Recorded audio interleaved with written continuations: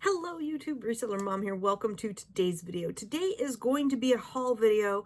Very specifically, I'm going to show you what I bought, what matrix I was looking at, how I tell whether it's something I'm going to buy or not, all of the steps from A to Z, and kind of go through the whole process with you guys. So it's going to be very detailed, but I am going to kind of just show you the gist of things and then do each part. I mean, I'm not going to scan every item I got with you. We'll scan like 5 together.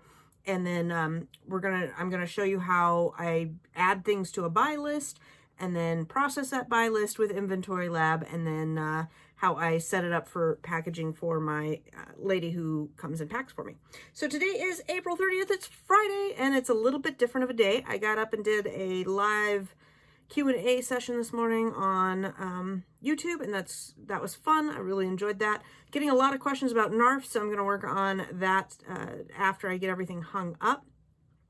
And I'm going to be working on this video over a couple of days because it's Friday at 4:23, and we'll be eating dinner and having I take my dogs out every day and eat dinner and wind down. And it's Friday night. I'm not going to be working, but I need to process my stuff. So we'll back up a little bit. Today, I did not have my packer here. She's out on vacation, and my kids were pretty much done with school, and so I got a chance to go out shopping. I tried out a new store, which was exciting. I went to the Dollar Tree, picked up some orders from the Dollar Tree. I did a return at Target because they sold me something that was, the expiration date wasn't 125 days out, so it was not going to be any good. And I did a return at Kohl's, and then I found a mother load in Kohl's. I spent about $650. It's the most I've spent at Kohl's since pre-pandemic. Their inventory is finally turning over, which is exciting. I'm so happy. So I had a return at Kohl's, which meant I had a $30 gift card that came with that. And then I'm going to walk you through all of this too. So I'm just trying to line up the story, and then we're going to scan and I'll show you what I brought home. So filled up my cart with women's pants, men's pants, a ton of men's pants. That's where most of my money went. And a bag full of bras. So those are the 3 areas in Kohl's that I pretty much go to. I'll check other departments out, but my money makers are men's pants, women's pants, and bras. I know other people do men's shirts, and that's great. I just never find any. I'll scan shirts and I never find any. So anyhow, got a huge toppling cartload and then checked out, and we'll go through how I paid and what, all the matrix with paying and how to put that into inventory, etc.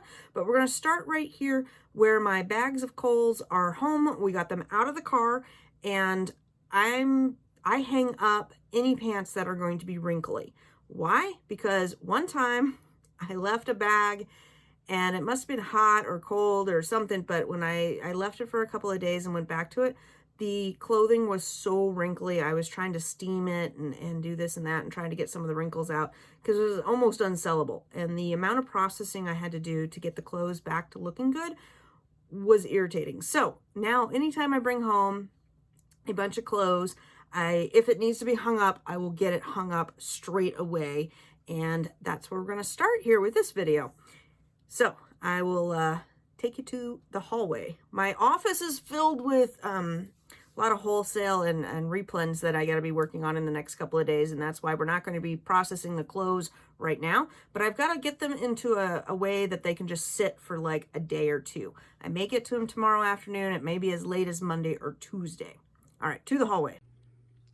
So this is just the sheer quantity from Kohl's. I've got 6 pretty big bags, and I'll show you how we packed them up and processed at the register to kind of be as efficient as possible. So this is kind of the downstairs. My office is right behind me. Beyond the door, straight ahead, is like a little ante room that has my water heater and heater.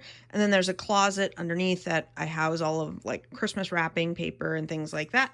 So this is just one little area that I've set up that can be good for clothes. But the doodad that I got that I like is this little over the door hanger doodad that is like 30 bucks at Bed Bath and Beyond. I'm sure you can find it on Amazon too, but it comes in handy because it collapses down and I can stick it in a drawer in the closet. And when I need just a place to hold all my clothes, that works. Oh, I should back up. I do have another little over-the-door doodad that if I only had, I don't know, maybe like 20 pairs of pants, that would work, but that little thing's not going to hold all of this. So I'm going to put you on the tripod and show you how we packed things up. These are my ladies' pants, and I didn't have enough room hanging up, so I laid them across the table. I cleaned the table off first, and then I kind of lay them out like this. I shake them a little bit, and then gently lay them. I don't want my pile too thick because I still don't want to get wrinkles and whatnot, but they'll sit like this, and they'll be fine. Now, when I go to process them and scan them, which will be later, and I'll show you that, I fold them up like this, and then I'll put the label on top or the label in the pants like that. So then my lady will get a stack of pants and she'll find the label and pack it appropriately. I counted the pants because I wanted to see how many would fit on this bar here. 30 pairs of pants fit, but there's no room for any more. It's pretty tight. There we go. We are now inside Inventory Labs Scoutify 2.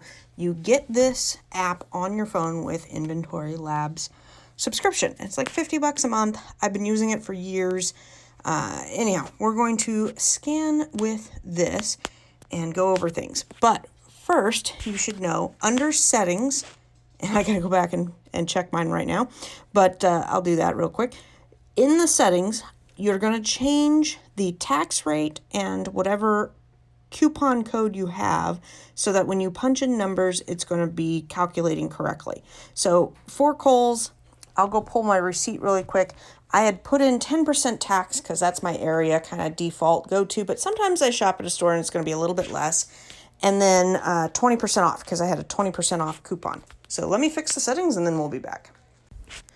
I checked my receipt and I actually paid 10.1% sales tax, which is a little on the high side. That's okay. I put in 20% off. I checked my receipt. My receipt says I saved over $4,000.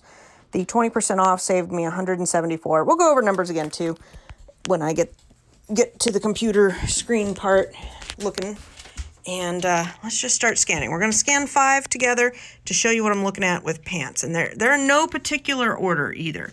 So these were $8.25. I'll go ahead and plug in the numbers, but when I'm out shopping, the door just opened. A lot of times I don't plug in the numbers because I can do $21 minus $8 equals put it in my cart. But we're going to go click on that, 8.25. And Inventory Lab will take into account your 20% off. It will take into account the tax rate, and then it tells you exactly how much you are estimating to profit off of this, and you can see that Amazon is on it at $34.99. The estimated profits is $13.86, and then the ROI is $1.90. Now I have my ranks set up. I think they're all green if they're 5% better, but 98,000 in clothing is really good, top 1%. So you'll want to be mindful of that too. You also will probably want to look at Keepa charts if you are just starting, especially if you're just starting, to see if it's a good purchase or not. Now, I've been selling men's dress pants for a long time, and I can tell you right now, these are really good. So number 2 is another Hager. What was the first one? Was it Hager? I didn't look. Yeah, Hager. Okay. This one, Amazon is on as well. $70 if we punch in the price. This one is, again, $8.25. Now, some people will be like, oh, I don't want to go against Amazon. For me, it just depends. There were several pants there that Amazon was on there for $17 to $22, and then the next best price FBA people were at $36. That kind of tells me that maybe Amazon goes in and out of stock, but I was in a hurry and I did not do any more diving in. I just skipped those. For this one, I could totally underbeat Amazon's price to move my item. A lot of times they will share the buy box because your customer will be closer, or they'll go in and out of stock or whatever. There's a lot of reasons why they will share the buy box. I have not had any other problems or any problem sharing with Amazon on Haggar pants. But if you don't have that experience with an item, go ahead and like, you can always get one to test and then see if it's good. And if it's not, you know, you're only out one product. If it is good, then you've learned and you can move on. Now, if you have a Keep a subscription, it will also, you can bring up the graph and see if Amazon shares the buy box. There is that option. So that's a really good one to have a subscription for. So here we go again. We've got Amazon on the listing. Somebody's beating Amazon by a penny, $34.98. The other thing for me, like under 10,000 in clothing, it's going to sell really fast. So they are moving a lot of these pants every month. And I'm looking to make $11. If we had other problems going on with these pants, you know, maybe other quirks going on, such as the rank wasn't really high or the profits weren't really there, then I would maybe pass on this. But this one, looking to make $11.98. And this is where having my packer really makes sense, because I pay her $14 an hour. I don't think that's anything news-wise. And so if she just packs up 2 pair of pants an hour, she's making it worth it for me. So here's one where Amazon is on the listing. I got to find one where Amazon's not on the listing, because I swear it wasn't most of my pants, and we've hit 3 for 3 here. Again, they are $11. The other thing that Kohl's doesn't calculate, you know, we have the tax in there, we have the 20% in there. It doesn't show that on Ray's gift cards, I got another 3 to 4% off. I used $100 worth of Ray's gift cards. That's all was available today. And then I do get Ratukin points. I get other cashback reward points. I get miles for all the points, you know, money that I spend. I get airline miles, which is what I want with my cards. And I got $140 Kohl's cash. So, you know, if it looks pretty good and I have all those extras, then that just kind of puts my decision over the edge. All right, $12 on there. Let's find a different one. Let me see if I can just randomly... Let me see if I can pick one that Amazon's not on. This one is $11 as well. There we go. Amazon is not on this. 5,000 rank. These will go in and go out super duper quick. I did go in, let's see here, I had a $30 gift card and I had $30 Kohl's cash and 20% off. So the $30 Kohl's cash and the gift card were not reflected in that. But I'm making $14 base off of this. 14 bucks plus all those extras I just rattled off. Okay, one more. This one was $8.25. Amazon is on there. Here, we'll find another one without Amazon on there.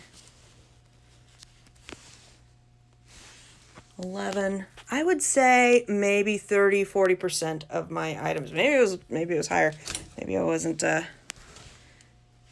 paying as much of attention. But here, this is a good one to end on for the men's pants. There's nothing available.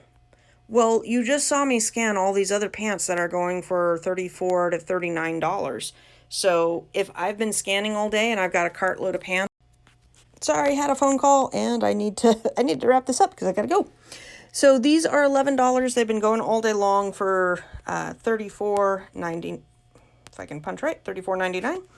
When I pop those numbers in, you can see once it loads, I'll be making $12, and there's no competition. And all the other ones that are like this, and the Prime Trucks is here too.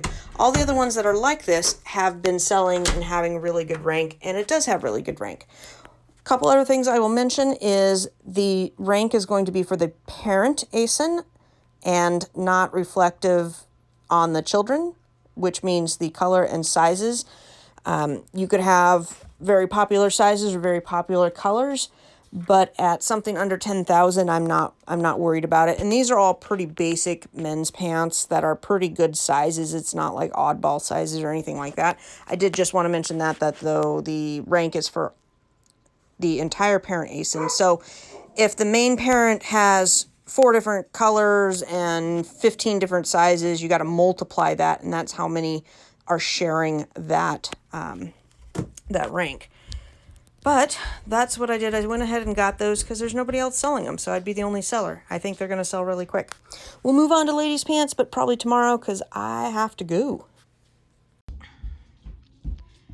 It's still Friday night, but I wanted to show you this one last thing before I go eat dinner here. So I showed you on the pants that sometimes I'll fold them up and I'll put the tag either on top and make a stack. I've put them in the pocket before. Sometimes that works. Sometimes I'll fold them up and stick them in a bag and stick the label in the bag with it. I've also used this. These are IKEA clothespin hooks, and just put the tag like this so that I can keep them hanging up. That's what I'm going to be doing with this lot, because I will have my lady come and pack them up in a couple of days time, probably Monday. So I'll just leave them hanging, and if I process this weekend, I'll just tag them and do like this, because I have a bunch of these. These are super cheap at IKEA. I've also used binder clips before, same concept. I've also used paper clips. Paper clips are not my favorite. And then if you don't want to use anything, you can just attach it right here so that when I go to pack this up, it's all right there. And then I just pulled an extra label to show you how easy. There you go. Then the ticket's in the pockets. But I don't want to leave that one in there. I don't want a customer getting a blank one. But lots of different ways that you can process and have this ready to go for ease. You know, sometimes I will get things processed and then it might take me a day or two to get to them to pack them up. And I'll want to have a time where I can pack up all my pants at the same time, because I'll have my lint roller out.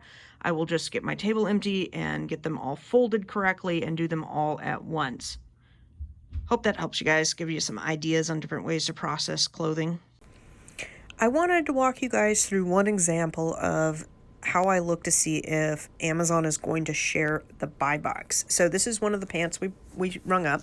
The rank is 124,000, which that's what it is today. I was thinking that when we scanned it the other day, it was less, but that's okay. Rank is going to change all the time, so that's why you got to keep scanning all the time. So what you're going to need is a Keepa subscription. The Keepa subscription, as of today, May 1st, we are now on Saturday, it's gone up to, I believe, $19, or it's 19 pounds, one of the two. It's out of England, I believe, so it's in pounds. But anyhow, it's about $15-20 a month. It is very much worth it. And then you're going to link your Keepa button to Inventory Lab. And Inventory Lab will walk you through that. It's in the settings. It's really, really easy. But you're going to add a button to your research tab. At the very bottom, it says Keepa. And when you click on the Keepa, it's going to open up the Keepa chart for this item. So we're going to go ahead and do that. And then we're going to zoom in here. And it's very difficult to see, so apologies for that. But at the top here, you can see the item description, and then you've got Amazon price, new price, then you've got some tabs: Amazon price history, track product, data, and variations. If you want to see the variations, you can go there. That's really helpful if you're trying to find the ASIN for another, like, say you know it's going to be on a thing and you're trying to find the listing for it. Sometimes you can go look there and find other variations of that product. That can be helpful. But we're going to click on data.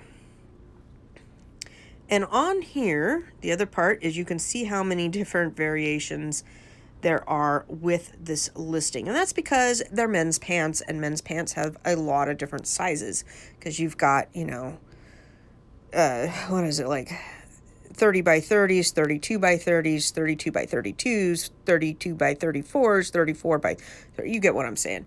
And on here, you're going to go underneath that thing. I'm hoping you guys can see. I'll try and blow up a little bit more here. We've got Amazon price history, track product, data, and underneath there we've got product, details, offers, and buy box statistics. You're going to click buy box statistics, and you're going to see here that it says the buy box can be shared between multiple sellers. The following gives an overview of the percentage held for the new buy box. And here we can see that Amazon is sharing almost 10% of the time, 9% of the time, with a store, Rhubarb Valley, which is kind of a cool name for a store. So they are sharing the buy box. Now, it also says that Amazon only has 4 in stock and Rhubarb Valley has 1 in stock. And I don't know how often either of those stores are restocking and anything else, but I do know that Amazon will share the buy box with other people. So the other thing you can do is you can then go research that store, Rhubarb Valley. I betcha $20 they went and they shop at Kohl's. So if you're looking to see what other things could be purchased at Kohl's, you could then go and research their shop. So that's just another avenue that might be good, might not. I do spend a bit of time every week looking at other people's stores for ideas, inspiration, sourcing stores, and different things that I could sell to, because a lot of times you'll see what their inventory is and you can kind of see how they run their shop, whether it's online arbitrage, OARA, wholesale, and things like that. So I will go scope out other stores for leads and possibilities. All right. That's how I know that Amazon shares the buy box for sure with these pants. Just because I was curious, I went ahead and clicked on Rhubarb Valley store. Now it's really super tiny, so we're gonna blow this up, and Kipo will tell me a little bit about the categories of the stores, and it looks like they do mostly clothes. They've got let's see here, 68%. I got to scroll back and forth. Of 68% of their store is clothing. There we go. 12% arts and craft. 9% home and kitchen, 4% books, 4% grocery, and 1% beauty. If I go down here, they will tell me the percent per brand. So almost 30% Gloria Vanderbilt, 15% Hager, 11% Lee, 9% Maidenform, Union Bay, Chaps, Van Heusen, Izod, Libby, and SodaStream. So I am not familiar with Libby and SodaStream. The rest I can tell you is pretty much that would be my go-to list of things to source at Kohl's. So this person has pretty much their business based off of Kohl's shopping, which is interesting. And then you could go and see what are they looking for, what are they scanning, what are their profits, etc. So just a way to scope things out and look at it. We could look at, let's see here, what happens if we click on Libby? I don't know what has happened. No results found. Okay, well we're gonna stop going down this rabbit hole and scan some women's jeans. All right, we are going to do some scanning of women's pants, and let's see if I can do this first. So $15 there, and I've got everything still laid out like yesterday. I think I'm gonna process these today so I can have my work table back a bit. Same thing, if I needed to go see if Amazon shared the buy box, I could, but I already know that they do. These Lee pants are on sale for $15. The profit is $9. 205,000 rank in clothing, which is fine. Of course, I like it better, but that is fine too. Where is the tag on this one? Oh, I wanted to show this tag. So this is kind of oddball. Sometimes, like this Gloria Vanderbilt pants, the main tag with the price is gone, but they'll put this Kohl's tag on, and it has the barcode that the manufacturer would. Still has other tags, so that's okay. We will just take off that tag altogether, and that is all right. I've sent pants in without the main tag on it. This one we're going to look up and see what price we should be going at, again with the Keepa charts. We've got none in stock. I wish my eyes were a little bit better, but it looks like I could get $25 to maybe $42 all day long. We're going to skip back over here. It is on sale for, boy, they have several tags on here. One tag was $17.60. That's way too much. The other tag, $6.60. We like that better. And if we just did $24.99, which is pretty good. I think those will sell very fast. We will make $8.25, 141% ROI. Gloria Vanderbilt is one of those brands that everybody who can sell clothing should be able to sell. Now, these Lees were down to $4.80. That's like ideal.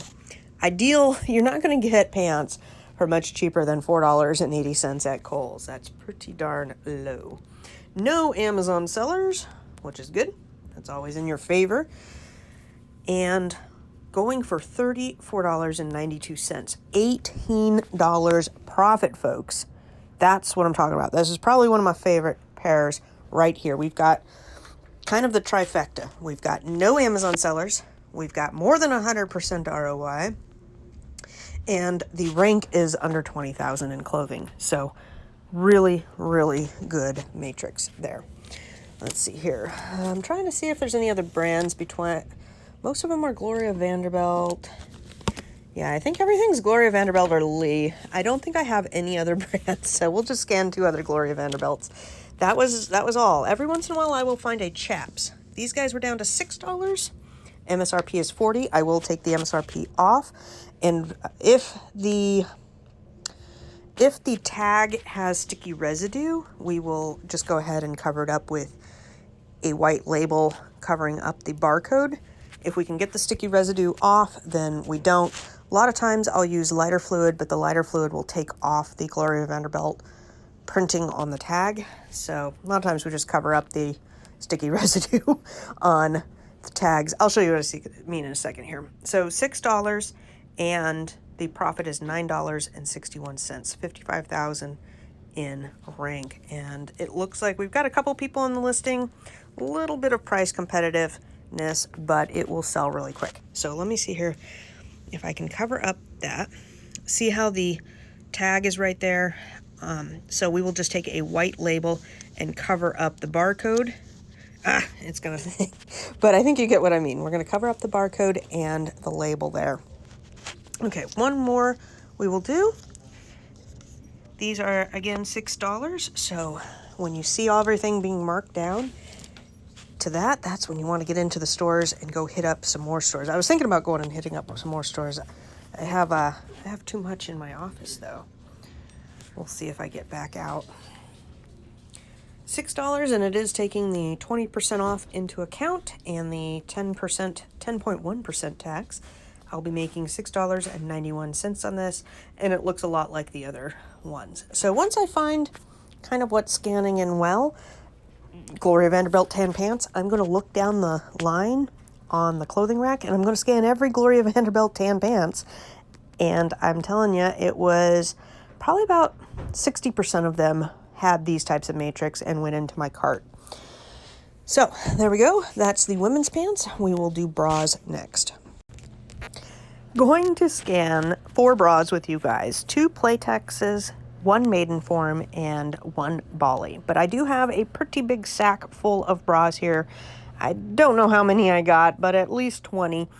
If you are just starting out on Amazon, you should be able to sell both Playtex and Maidenform. Bali will need to be ungated, and after you prove yourself to Amazon with some account maturity, you will start to get auto ungated when you apply for other brands that need ungating. But that's another talk for another time. We're going to focus in on these 4 bras and just do some scanning, and I'll tell you what I like and what I don't like about them. The first one up here is a Playtex. It looks like it is $10.80, and there's a server error. Oh, hold on one second, let me fix that. There we go. So the first one here is a Playtex Maternity, and in fact the 2 bras that I pulled were both Playtex Maternity. I've been doing really good with maternity wear. But anyhow, 18,000 in rank. This one's very pretty. It's got a little bit of lace. It's not your typical maternity bra. It's got a little bit of prettiness to it. So at first, at $10.80, and you're looking at the margins there at $13.98, you may be thinking, oh boy, that's not going to have enough margins for me. But if you go into the cost of goods here and you type in $10.80 and you calculate it out with your 20% off and the 10% tax, you are making $4.47 off of it, and then there is an ROI of 46%, 47% really. Now, with bras and stuff, I have 50 cents for shipping calculated in, and you will need to factor in a poly bag. I think my poly bags usually are about 12 cents a piece, so I'm still going to be making $4 and some change on this bra. And for me, I like to make at least $3 a bra. I do have somebody that packs them up for me, and I want to make at least $3 to make it worth my while. So bras have some good points and some bad points. They are the #1 returned clothing item, in my opinion, on Amazon. I average about 10% return rate on clothing, which is okay. Most of the time it gets returned and then it just goes right back out to the next customer. Sometimes it will get returned to my house. I inspect it, and then if it's still brand new in the bag, I'll send it back to Amazon. If it's got any damage, like the tags have been taken off or something, I will sell it over on Amazon. So, you know, there's some pros and cons to selling bras. They will sell pretty darn fast. They have had a high demand, especially during COVID. There's a lot of good things and bad things. If it's not your thing, then don't worry about it. Don't do bras. I'm not going to hurt my feelings. More for me out there. This next one, I did like this one as well. I have found these at Burlington and Kohl's and a few other places. So we've got $6.80. You can see it defaulted to the buy box of $17.99. We're going to click $22.94. We could hold out to $24 or $29. Any of those will make us at least $8.91 or better. So the ROI at the lowest FBA price is already pretty good at 148%.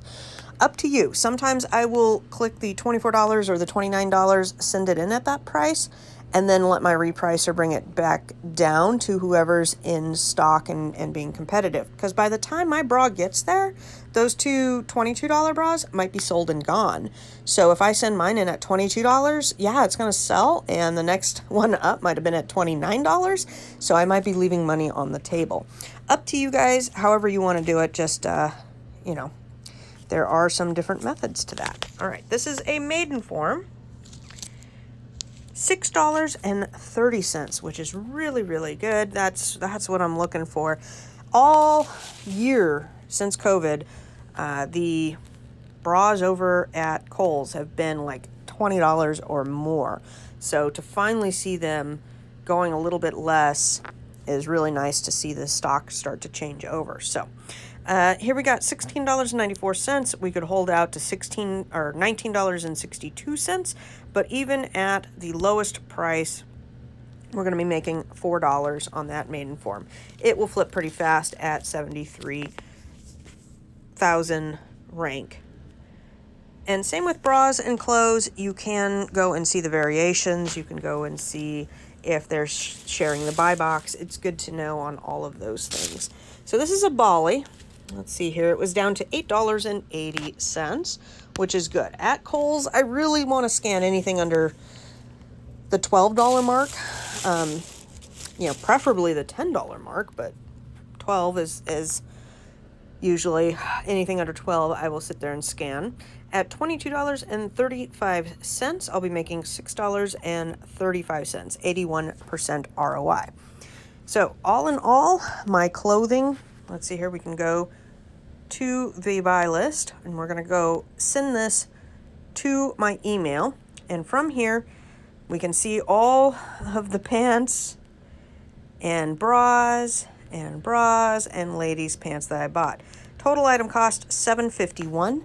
When I rang up at Kohl's, we'll look at the receipt next here.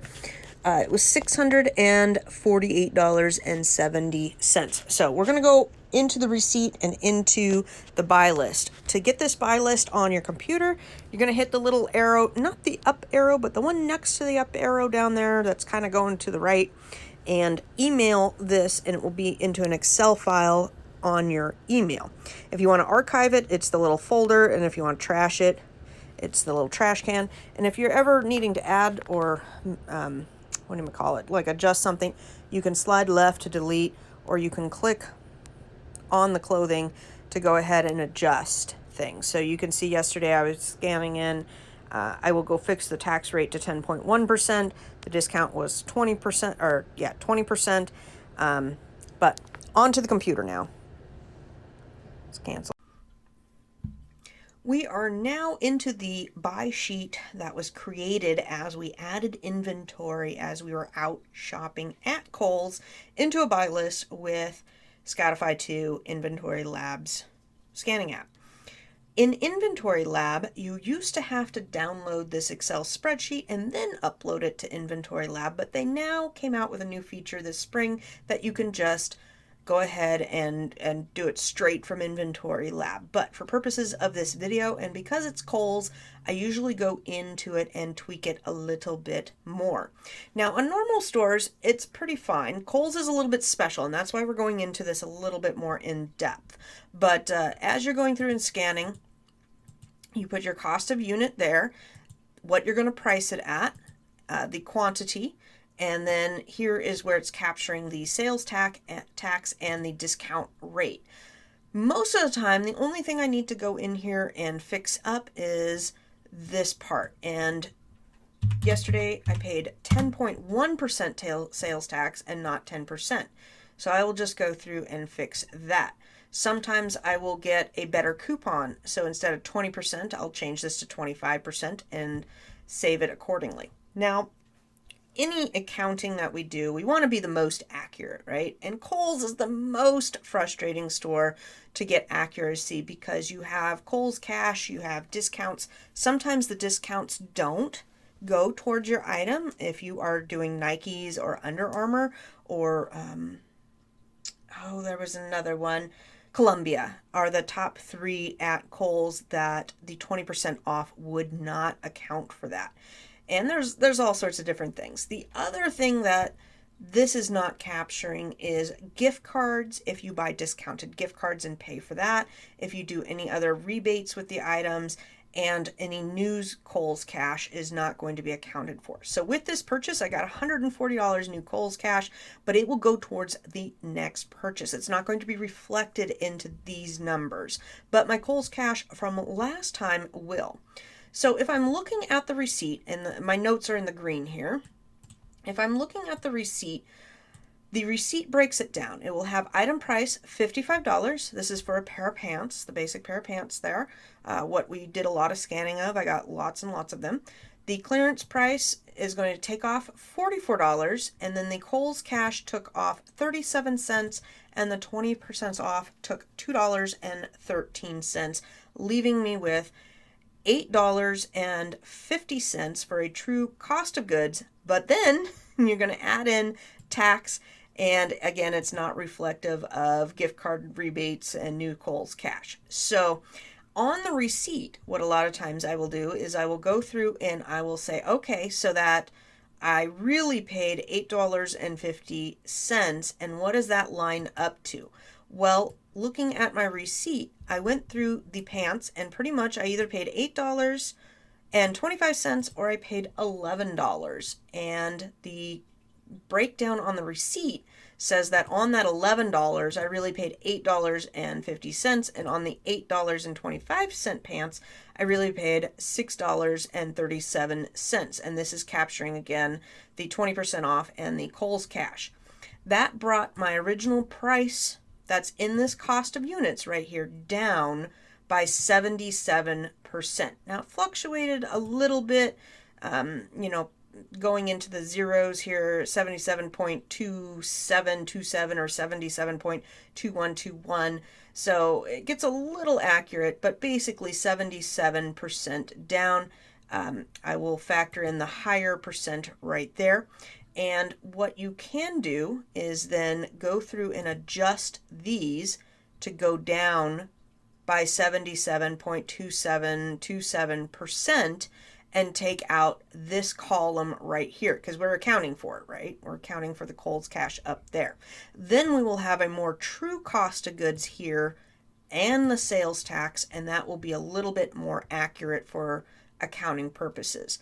Like I said, the gift cards and the rebates and all that other junk that we get, that's extra kind of bonus, is not going to be reflected in the cost of goods. So if you're using Inventory Lab for, accounting, or, well, it pretty much does a lot of things, that software, you want to make sure your cost of goods is accurate. My repricer talks to Inventory Lab, and it will see what price I paid, and then my minimums and maximums and ROIs are all based off of that cost of goods. So I want to do that. Now, in Excel, it's pretty easy to do that. It doesn't take very long. We're going to have equals 11 times 0.0 772727.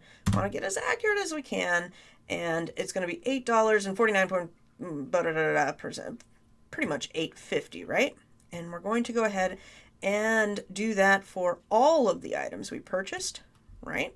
There we go. Oops, that did not work, huh? Let's go out. So, why did not? Oh, okay. It's been a minute. I've been learning Google Sheets, and so it's been a minute. We're going to move our things over here, and we're going to go over here, and we're going to back out of this one, just say $11.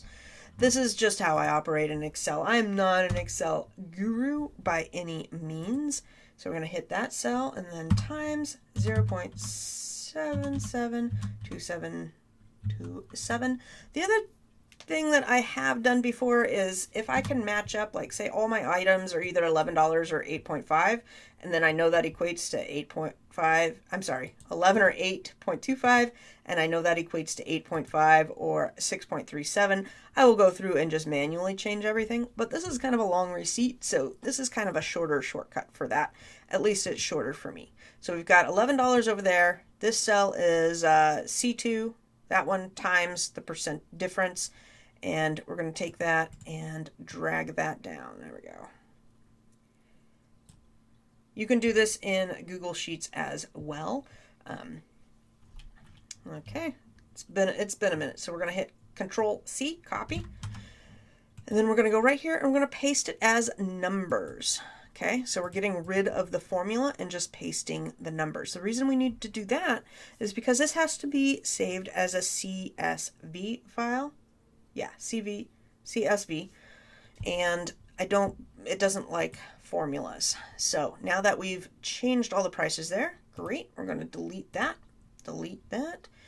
and we're going to delete this discount because we've accounted for it now over in the cost of goods. So our cost of goods for Inventory Lab will calculate that plus 10.1% taxes. Now these I've got to delete all this. This is just my notes for you guys. I don't account for the gift card and the rebates and the news Kohl's cash in anything going on with these guys at all. But they are things that do help my business out. They're just accrued for in a different line item. It's all right. I get my rebates back at the end of the year. I usually get them back and I'll use them sometimes for work, but sometimes for personal. So now this file should be good to go to save as a CSV and upload straight into Inventory Lab. I wish I could do this part live, but I've got too many things going on in Inventory Lab that you can't be privy to. So we're in Inventory Lab and I went through and just did screenshots to show you what I'm doing. For that CSV file, I saved it on my computer. It's formatted correctly to, be fine. And I'm going to go into New Batch. So in Inventory Lab, I'm going to click on New Batch. I have lots of open batches, as you can see. Pretty much anytime I am buying online or from my wholesaler, I'm going to create a new batch and put the order in there so I can keep track of what I've ordered and what is expected to come so that I can line up what we're going to be doing for the week and what we're going to be packing, right? So you're going to click New Batch, and from there you're going to say Include Buy List CSV. And from there, you can go ahead and select your buy list now, which is good, or you can take that Excel file and attach it right there. Now for the batch name, sometimes I'll call this, I don't know, whatever, my Kohl's shopping trip. I usually do the name of the store or whatnot, and then just leave this date and time format there. And I don't do anything really fancy with that. Ship from, when I am working from my house, I have an address, but I also have a ship from address when I go down to Portland and one for Las Vegas. So you can change that ship from address if you are traveling and moving around. The rest of the items I'm just going to leave as is. Channel FBA. I'm going to go through this on the faster side because this is not a tutorial on how to do a batch upload. I want to kind of focus on packing and a batch from start to finish and not too detailed. But if you have any questions, go ahead and leave them down below and I will answer them if I am going fast and you kind of are inquiring about something. So workflow type private. I always do private. I don't do live. I don't like live. We could talk about that all day. My goodness. The live is just, it has its uses, but for my uses, I don't usually use live at all. I will label all my own items. I don't commingle, and I do keep box content on because I will print out a box content sheet at the end when the box is filled up, put it in there. If you're shipping multiple boxes, you really do need to do this. I do not capture min-max prices. That's done in my repricer. And I do ship small parcel delivery. I am not up to shipping pallets yet. So then I'm going to hit process by list. This next column is what it's importing from my CSV file. I'm using all their standard things, so I really don't need to change anything here. But if you are going to do something more particular, you may have a need to go through and do something with this list if you're doing something different. Should be pretty standard for most of y'all out there. We're going to hit next, and it's going to be uploading. Takes a minute. It does take a minute. It's not too long, but it does take a minute. Then you're going to get to the inventory validation, and you're going to see red marks. Oh no! I've got 86 items, 17 issues, but don't fret too much. Most of these merge duplicates, you just hit merge duplicates and it merges it together. When I'm out scanning, my goodness, these pants get so confusing. I'm not going to go back and say, oh, I did scan, 10 minutes ago, a 36 by 32 khaki flat front medium pants. I just add it to the batch and then hit merge duplicates and it will combine those up for you. No need to, try and go back and see if you've already scanned them. Just enter it again and let it merge here. After we do that, we're going to hit bulk replenish items. I did have some, did I capture it on this page? Scroll, come on mouse. Yes, so replenish items, and I'm going to hit either replenish all or ignore all and use new SKUs, or delete all and use new SKUs. I probably should have deleted all and used new SKUs because some of the items that I had purchased before at Burlington's. So now my the item SKU is going to be called, Burlington's dash whatever 699 dash 1234 for the way my SKUs work out, because I have Inventory Lab assign them by store or price, then store, then random number. But it doesn't really matter. All of my one-offs from Kohl's, Burlington, Ross, Marshall's, it's okay. They sell, and then I go ahead and I delete them from Inventory Lab. I'm not going from inventory in Amazon. I'm not here to replenish and look at really the velocity on a whole on each pair of pants in particular. I don't have a wholesale account for these, so these are kind of one and done for me. Where it does get more dicey is if I have an IP complaint and I need to go look up that receipt and it's saying that I bought it at Burlington and really I bought it at Kohl's, that's where it would be kind of important to know. So I had hit replenished and I hit just replenish all. So now some of my things are saying they came from Burlington and really they came from Kohl's. If I'd hit ignore and use new SKUs, then I'd wind up with two different SKUs in Amazon, which means two different SKUs to kind of keep track of and delete and manage. And or I could have deleted and just added new SKUs. All right, then it says, are you sure you want to create replenishables? And I said yes. And then next step, Amazon validation. So this comes in handy if you are sourcing stuff at like Walmart and you're sourcing stuff at Target and say they're both replens and you want to track both of them, then you may want to have two different SKUs. You want to know that you both source at Walmart and at Target. A lot of times grocery items and things like that, you can source at many different stores and each store has its quirks. So maybe it's on sale sometimes at Target and sometimes at Walmart. You get what I'm saying. All right, then you're going to be validating. That takes a minute or two as well. Not a big deal. Just wait for that to go through. The next step will be create a batch. That's pretty easy. You just hit create a batch. We're just moving right through the process and it will create a new batch for you. So boom, now I have a new batch. It's going to go up at the top. It'll be the newest one working here. and I've got all my other batches. I've got quite a few batches going on right now. And I want to take a moment and talk about a few things on this page, particularly new batches versus shipments. So sometimes you'll get people asking questions on inventory, and they'll use batch and shipment. And when you're talking about Inventory Lab, they mean a little bit different. Shipments are what's in Amazon that you are saying is going to ship to a particular place, and a batch is your working batch in Inventory Lab. That's how I kind of define them. And so I can have lots of different batches, and some of those batches can go into the same shipment. So right now I have an Ulta shipment from an Ulta batch. So one of my batches is called Ulta that I ordered on the 14th, and I'm starting to get that in.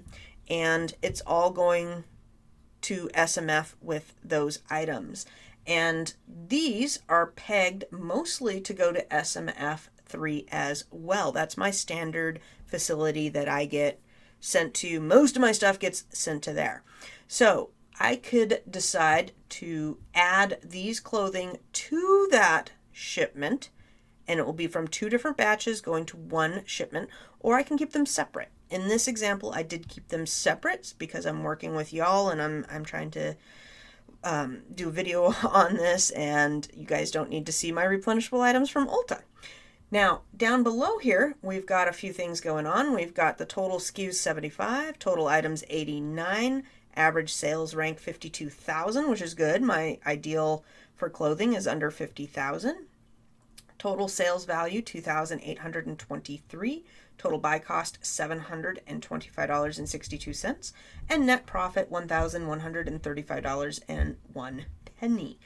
What I did want to say here is I keep track of the sales value, buy cost, and profit to keep track of my goals. So every time we finish a batch and the batch is done, I will write these down on the month, and that's how I get my monthly numbers and goals for the month, etc. So that's tracked on a separate sheet. But Inventory Lab, it's good to keep track of your goals and see how many items you're getting off. So if you have an item goal or a sales value goal or whatnot, you'll want to know that. Now, sales value, some of those items we might have put in a little bit on the high side. So, this is like rainbows and unicorns sales value numbers right here. And then reality and your repricer will hit, and you will not get $2,823 for everything. That would be ideal world. I will probably get at least $2,000, but just know that this number is a bit on the high side. Total buy cost is a little bit more than my receipt, because on my receipt I said I had spent $648, and that was after a $30 gift card, another $31 gift card, and a $60 gift card. So $100 was through gift card. So I did spend about $725 on all of these clothes, which is accurate. But some of the money that I did spend came from discounted gift cards, which saves me an extra, I believe it was about 4.5% yesterday. All right, then we're going to hit review batch. And this is where batch manipulation comes into play a little bit. On this page, you can see on some of these pants that I had multiples, and I just said merge the duplicates. You can see I have about 2 or 3 pairs of the same pants. So it's going to break them up. It doesn't want you all to go to the same location because it's Amazon, and it's always difficult. Your options here are to go ahead and roll with it, and you'll have 2 different batches, and you may be able to add other clothing to those shipments later, keep them open for a little bit. Sometimes I'll have partial shipments going for a week or 2 and, boxes, and I'll wait until there's other items to put in there and make it worth my while to ship. The other thing you can do is you can backtrack back out of this, go to your content, and change these pants to all one. And then in the final, when you're loading up and doing your box content, adjust the items up. And I do both. Honestly. Now, Amazon, of course, wants you to do what they want done. But sometimes really, if only one of these pants was going off to one location, no, I'm not going to ship one pair of pants. That's not economical for my business. I'm going to go back, tell it, no, I really only have one, and then wait till I get to the box content and say, oh no, I changed my mind, I have two. And it's okay. I wouldn't suggest doing this very much, but use it at your own peril. They don't like box manipulations, but this has been working for me. I've been doing it this way, gosh, for almost a year now. And they keep trying to come up with ways to not have you do box manipulation, and then we keep getting workarounds. All right, so I'm going to go ahead and click submit. And this is what it's telling me to do. So I've got 10 items, and I believe they were all 10 pairs of pants. So they'll fit in a small, I use the eBay 16 by 12 by 8 boxes you can get with your eBay. If you have an eBay store, you get a $25 coupon every quarter. And so I get those boxes. It's the largest box that eBay sends. And I use it for these types of shipments all the time. 10 pairs of pants will fit in there fine. It will probably be about $8 in shipping to ship that off to CAE, and that's fine. I was making $10 a pair on pants profit, so a $100 profit box, and I'm going to spend about $8 to ship it. Yeah, that's doable. That's okay. I'll work that into my regime, and I do have some other things around here that may get added into that shipment later. I will do that shipment secondary to this big one. I want to get the SMF 79 items out first in my office. I try to get the bulk out first. Did it tell me my average profit on this line? No. But you could divide out your average profit if you took 89 and where's the profit? $1,100 in profit. You could do the math and see which one was more valuable. I try to get the more valuable stuff out of the house quicker than some of the lower hanging fruit around here. All right. I went ahead and just created. So I had that other SMF shipment going. I could either add these clothing to my Ulta items, or I can create a new one. And for this week, I just went ahead and created a new one. That's important because once you make that decision, you can't go back and change your mind. You can delete everything else, everything out and like start over from scratch, which is not hard with a buy sheet, but it is kind of a bit of a pain in the butt. You will need to go into Amazon and delete the shipments, go into Inventory Lab, delete the shipments, and start from scratch. So it's not like end of the world bad if you make a wrong decision, but I try not to. So once you get to this page and you have a new new shipment created and new shipment created, you'll see here that I now have an SMF. It kind of cut off here because I don't know why it has this little burp here, but SMF 3 here, SMF 3 here. So I now have 2 working shipments. They're both from different batches going to SMF. And if I do more batches, I could choose between either of these 2 shipments to put them in. But once they're in this page, they're on Amazon. If you go to your Amazon shipments, you've got 2 shipments and you can't combine them anymore at this stage. I could combine them on the last page, add it to a working shipment, but now I can't. Now it's separate. And that's fine. That's what I want. Sometimes you do want that. Sometimes I don't. My Ulta stuff tends to be beauty products, and I typically put those in a different box anyways. It will be cheaper if you have, let's say you had 2 boxes on this shipment and 3 boxes on this shipment. For Amazon purposes, shipping wise, it would be cheaper to ship 5 boxes all in one batch than a set of 2 and a set of 3. I believe I have seen other people break that down to see if you do save money by combining up your shipments. But you got to balance space and workflow and all of that. Some people build up and ship at the end of the month. I ship like twice a week, so I'm always shipping out. I have to go on my space in my house is the defining factor of how I run things most often. Now we're going to go ahead and enter box content. So in this, if I wanted to, this is where you could change the number of bras or number of pants. So pretend this is pants, or pretend we have 2 bras like this. I can change this quantity right here up to 7. So between 1 and 7, I can adjust this quantity. This is huge if you're doing retail arbitrage, and a lot of times with retail arbitrage, you're getting between 1 and 7 on the shelf. You know, there's typically, you know, I'll get 3 to 5 to 7 of an item. Sometimes I'll get, you know, 15, 20, but a lot of times you're getting that under 10 amount.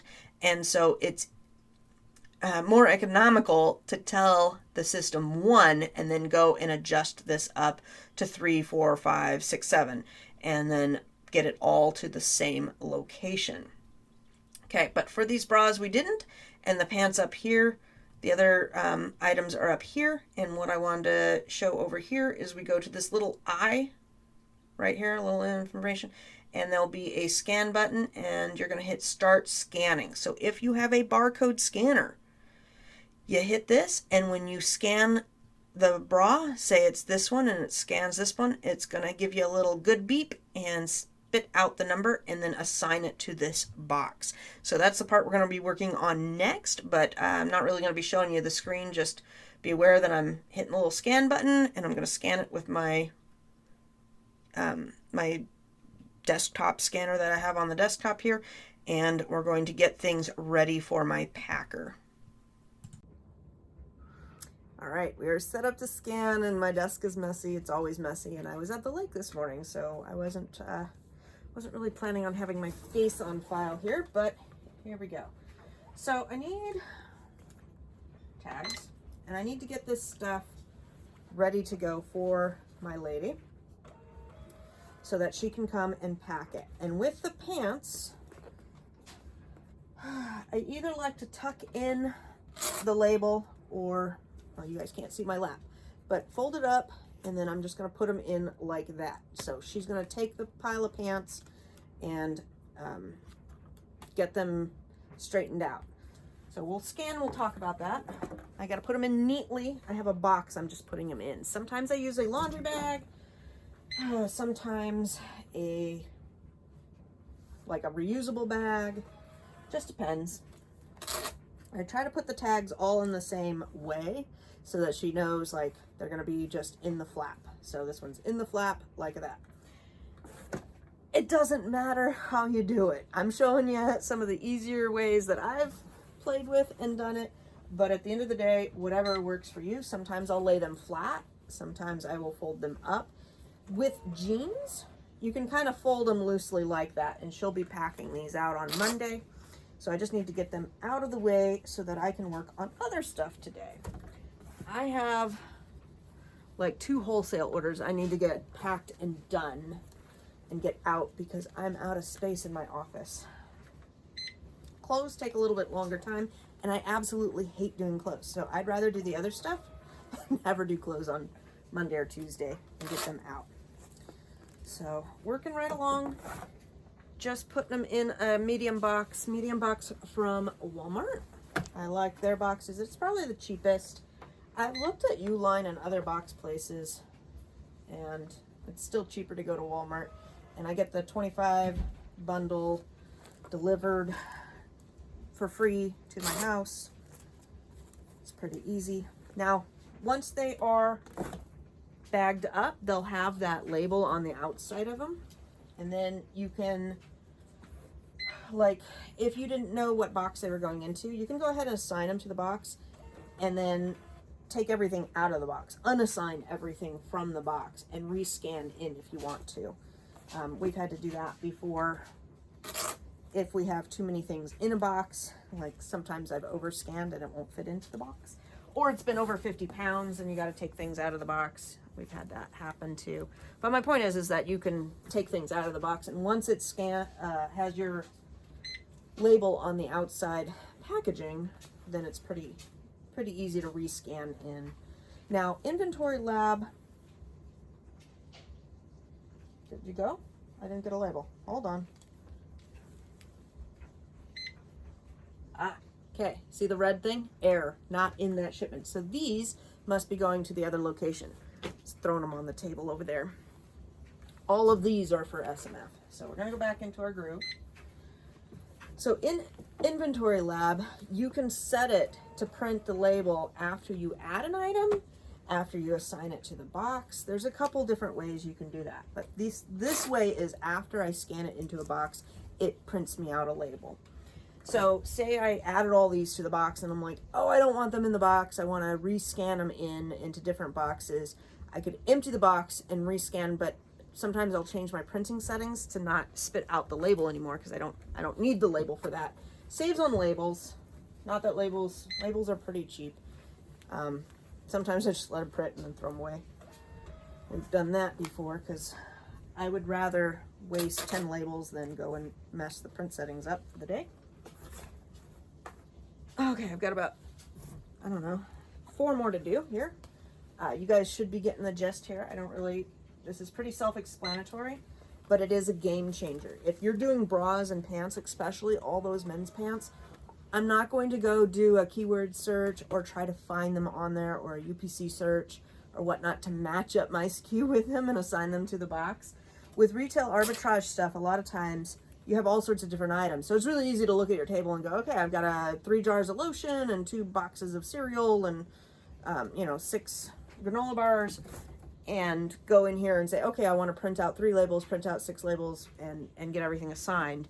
But with clothes, this is the way to process them because they're bad. They're hard to match up, especially a lot of bras look the same. A lot of those pants, they all look the same. There's some different colors.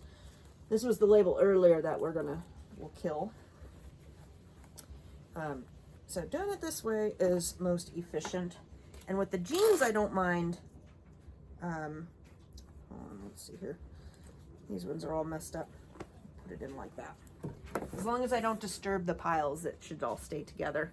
We had, one time we had a bunch of stuff in the labels were all on top of the items. And then we opened up the window and a big gust of wind came and blew all our labels. That was bad. You don't want the wind to kick up. So the pants that are hanging up out there, not going to fold them up today. And these are being difficult. I'm going to refold these. Not going to fold them up today because they have more particular creases in them because they're dress pants. So I will either print them out and attach them like I showed you, either with like I keep them around my desk. I have these to attach things all the time. Or just with the hanger attached.